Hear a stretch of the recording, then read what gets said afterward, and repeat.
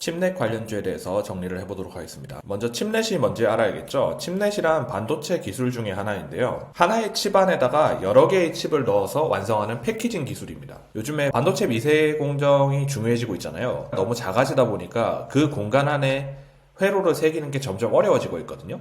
불량률이 늘어나서 수율이 떨어지고 있습니다. 이걸 해결하기 위해서 나온 기술이 칩셋이라는 건데요. 하나의 큰 반도체를 처음부터 회로를 새겨가지고 만드는 게 아니라 작은 단위로 쪼개가지고 부품 하나하나를 레고 블록처럼 끼우면은 하나의 반도체가 되는 형태를 만든 거죠. 작은 반도체를 생산하는 과정에서 불량이 나올 수가 있겠죠? 그건 버리고 정상적으로 완성된 칩들만 모아서 하나의 반도체로 만드는 겁니다. 그렇게 되면 뭐가 좋냐면 이 전체를 한 번에 만들면 회로 한 개만 망가져도 이 전체를 다 버려야 되잖아요. 근데 작은 단위로 나눠놨기 때문에 그 부분만 버리고 새로 만들어서 끼우면 되니까 훨씬 수율이 높아지는 거죠. 또 하나의 장점이 AI 반도체 시대가 되면서 고객사들의 요구가 다양해지고 있거든요. 블럭을 만든 다음에 끼워가지고 만드는 방식이기 때문에 요구에 맞춰서 생산하기가 편하다는 장점이 있습니다. 대신에 단점도 있는데요.